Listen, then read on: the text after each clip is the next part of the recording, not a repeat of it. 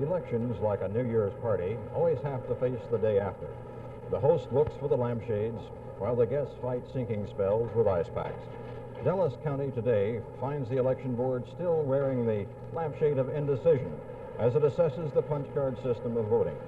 The system itself is wearing the ice pack.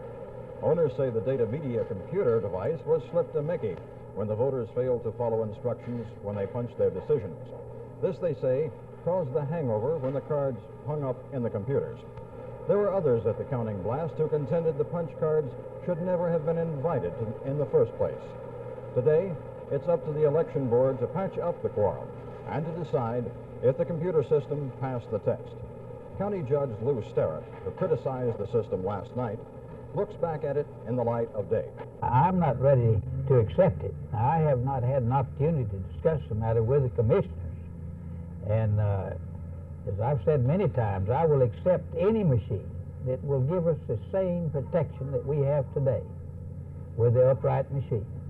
Now, what machine do you think, we can't go back to the stand-up machines or the old-type paper ballots and progress. What do you think we need to do? Well, hopefully some science doing a terrific job today. Hopefully someone will come out with one that will give us the same protection that the upright machine gives us. The man who was responsible for bringing the fast computer lady to the affair, data media executive Joe Perry, says she didn't misbehave. Well, as we were discussing, the computer did not misbehave. The question here, and what data media has always said, is that we would have the official results, very important, official results, at 2 a.m. We went beyond that by 3 hours and 20 minutes.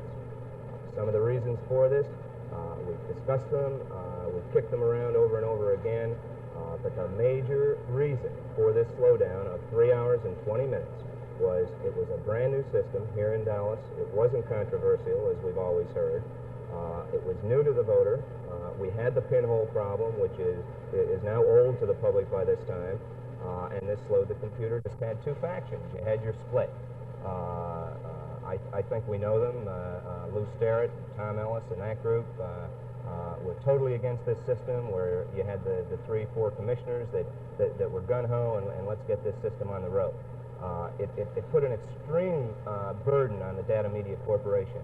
I might add, any corporation has never gone through the uncooperative type situation that we had in Dallas. The question is, as we said, is the newcomer punch card an acceptable guest? It's now up to the county commissioners to continue the invitation or not. It's now or never.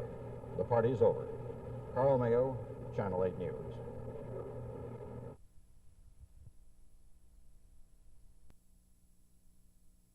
Well, they will smile and ask who is going to force us to do something we don't want to do. And you see, at bottom, this is a problem not of pressuring our allies, but of developing substantive foreign policies with which our allies can agree and which they are willing to support. The trouble during the last, you may really say, 8 years has been that we have pursued one set of foreign policies, our allies have pursued another set of foreign policies, and there was never any support for either. Who do you think Mr. Nixon might appoint as Secretary of State? That is a question which I've asked myself and which other people have asked me. I really don't know. Mr. Scranton is one possibility. Mr. Rockefeller is another possibility. I would rather guess he will select a man who is not more brilliant or more powerful than he is himself, and so I would rather guess Mr. Scranton would be a possibility. I mean, I remember very vividly in 1960, I suggested to President Kennedy, or President-elect Kennedy at the time, to appoint Mr. Stevenson Secretary of State. It was a utopian advice because Mr. Kennedy was not likely to appoint a man who would take the limelight from himself. So the same situation you have here.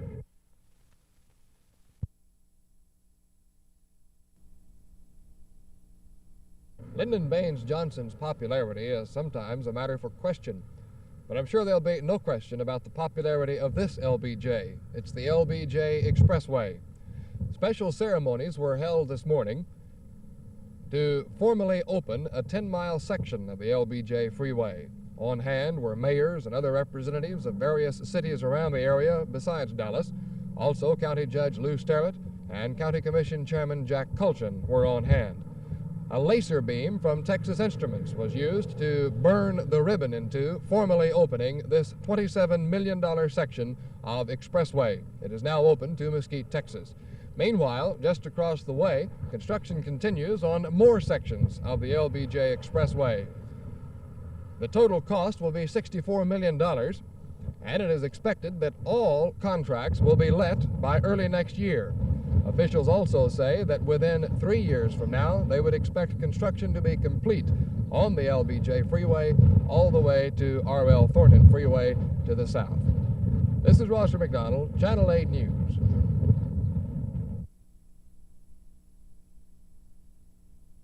Well, this contest tonight, Vernon,